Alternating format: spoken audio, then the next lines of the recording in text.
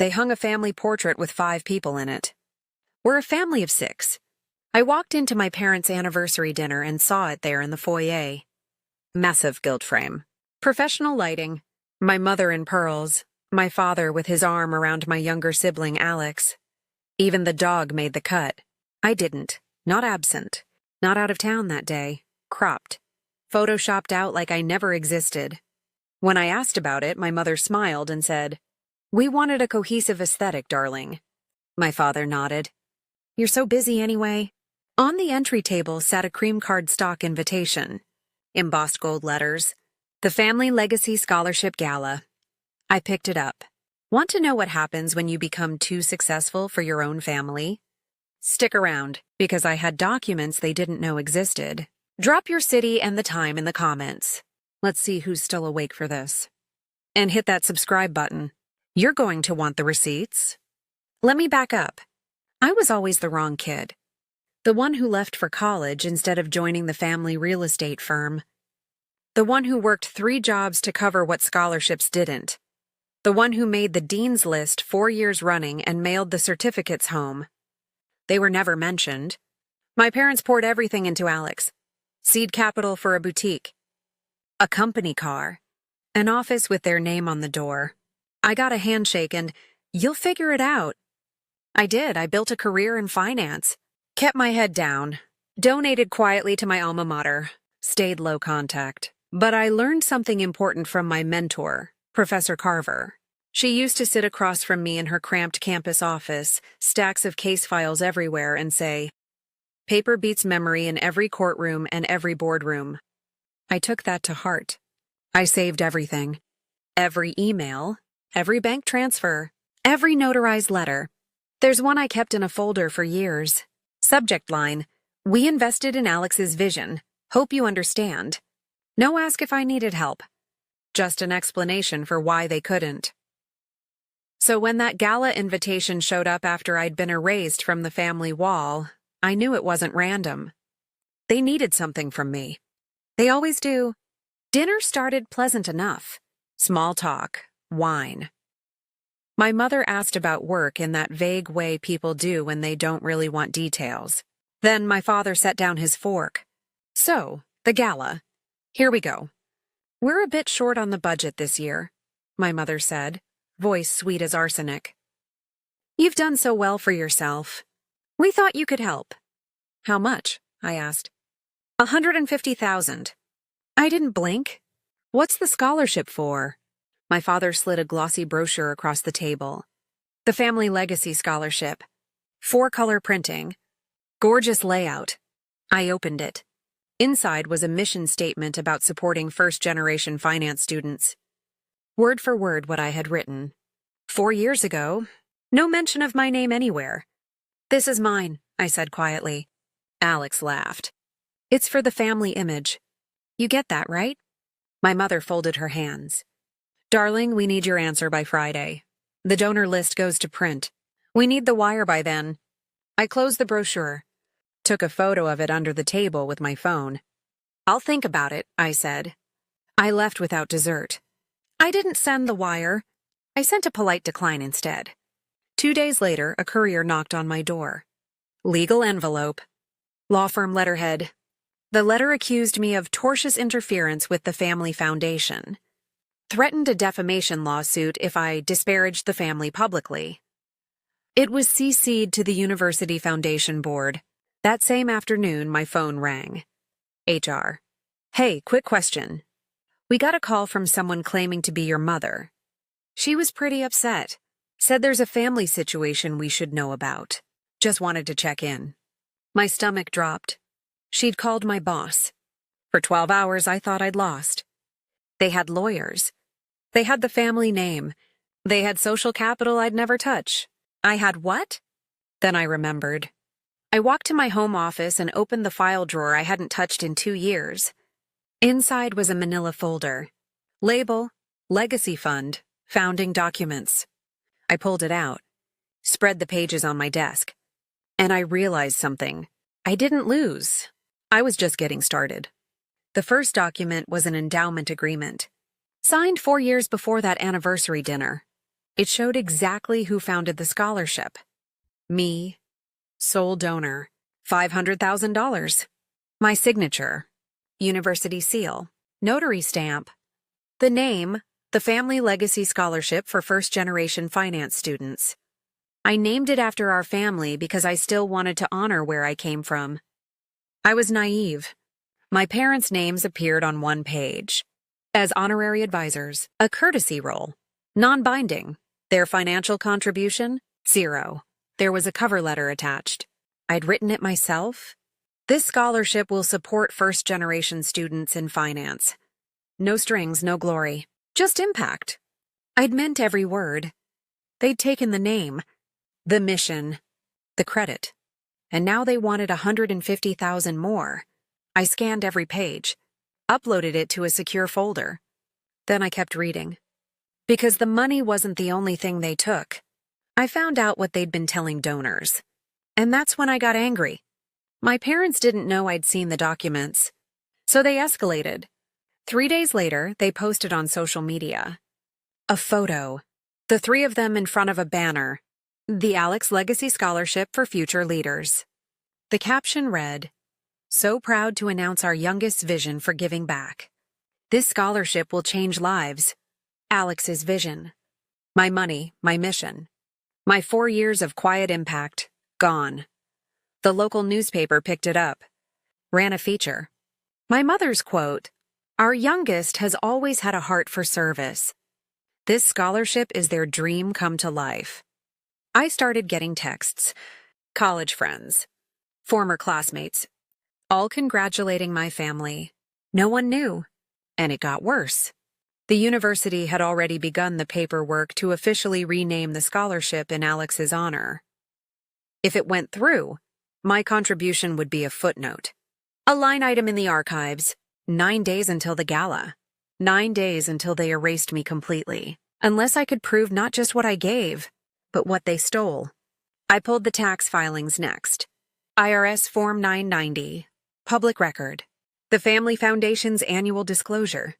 And there it was. Over 2 years, the foundation had accepted $120,000 in donations, earmarked for the scholarship. Transferred to the university? $0. I cross-referenced the foundation's bank statements. I was still listed as a board member on paper. I had legal access. The money had gone into the operating account, then out again. Luxury car lease? Country club membership renewal. A payment labeled A Boutique Build-Out. They hadn't just taken credit. They'd taken money meant for students and bought themselves a lifestyle. I made a spreadsheet. Matched every donor intent letter to every transaction. The pattern was clear. I had 2 choices. Let them bury me, or show up with every receipt and a lawyer who doesn't play nice. I chose option 2. I hired a nonprofit attorney that afternoon. She ran a discreet asset check on my parents. The report came back in 48 hours. 1-line summary, they're 3 months from insolvency. The real estate firm was failing. They owed $340,000 in private debts. The foundation was the only thing keeping their social credibility alive. And their ability to borrow, control the narrative, control the money. They needed Alex as the face because I'd refused to play along years ago. I remembered it clearly now. 5 years back, my father had asked me to co-sign a loan. I said no. He looked at me and said, "You'll regret choosing yourself over this family." Turns out he was the one with regrets. My attorney found one more thing. An email from my mother to the university dean. She'd written, "This scholarship represents our family's collective vision, facilitated by us." Facilitated. Like I was the checkbook and they were the architects. Now I knew exactly what to do, and exactly who I was doing it for. The students they were stealing from. I sent the email at 11:47 p.m. subject line.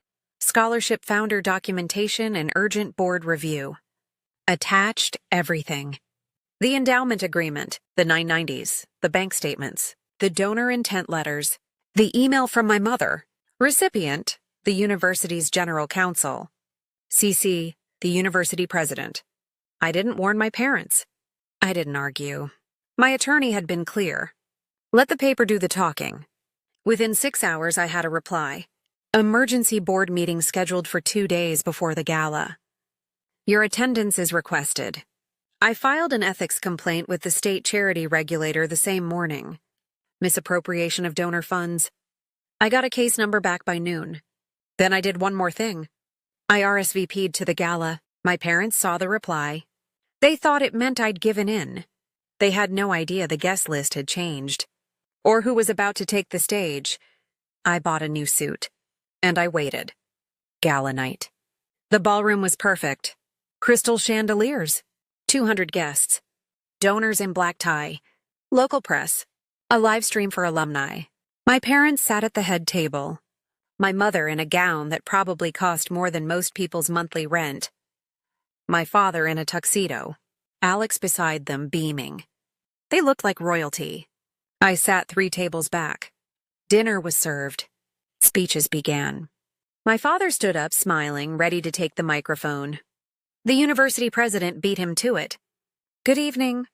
Before we proceed, I need to make an important clarification. My father froze. The president continued. Tonight we gather to celebrate scholarship and service. But we must begin with truth. A projection screen lit up behind her. My endowment agreement, full page. My name. The date, $500,000. This scholarship was founded and fully funded 4 years ago by one individual. Murmurs spread through the room. The president gestured to me. Would you please join me on stage? I stood, walked to the front. The room was dead silent. Another document appeared on the screen.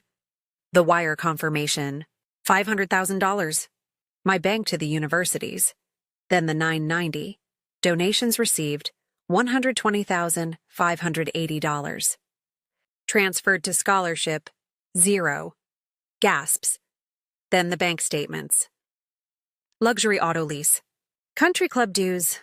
Boutique build-out. The president's voice was steady. The scholarship was always intended to support first-generation students in finance. The founder has requested that it be renamed in honor of Professor Emerita Carver, who inspired this work. She handed me the microphone. I looked out at the room, at the donors, at my parents. My mother's face was white. My father was half standing. Alex's chair was empty. I took a breath. This scholarship was always about the students, I said. It still is. Thank you. I handed the mic back. No gloating, no speech. I walked off the stage. The room was silent for 3 seconds. Then someone started clapping. Then another. Then everyone. Except the head table. My parents left through the side door. No longer the guests of honor. My parents resigned from the foundation board within a week.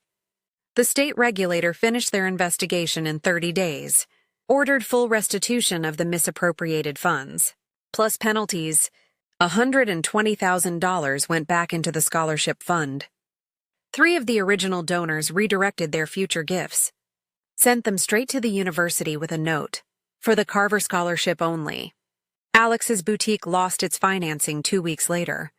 Turns out when the family name becomes radioactive, banks get nervous. But Alex kept a job. Just elsewhere, smaller, quieter. My parents didn't go bankrupt.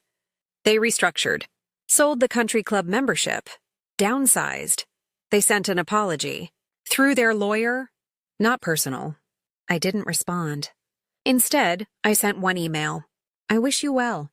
I will not be attending family events or responding to financial requests. This is not negotiable. I didn't block them. I just set a boundary. Boundaries aren't revenge. They're architecture. 6 months later, the first Carver Scholarship ceremony happened. I was there. A young woman walked up to me afterward. First-generation student. Finance major. Worked 2 jobs like I did. She shook my hand and said, "Thank you for seeing us." I smiled. Someone saw me once. I'm just passing it on. I went home that night and looked at the wall in my living room. I'd commissioned my own portrait. Just me. Books in the background. Professor Carver's memoir on the side table. No one cropped out. No one erased. The family portrait at my parents' house came down a month after the gala. Quietly, no announcement. I didn't ask what they replaced it with. I don't need their frame to prove I belong in the picture. Here's what I learned. Your story is yours. Don't let anyone else crop you out. And don't let them rewrite the chapters you built alone. So here's my question for you. Would you have gone public at the gala? Or would you have handled it privately? Drop your answer in the comments. I read every single one. And if this story meant something to you, hit subscribe. There's more where this came from. Oh, and one last thing. This is a fictionalized dramatization, not legal or financial advice. But the lesson? That part's real. Thanks for listening.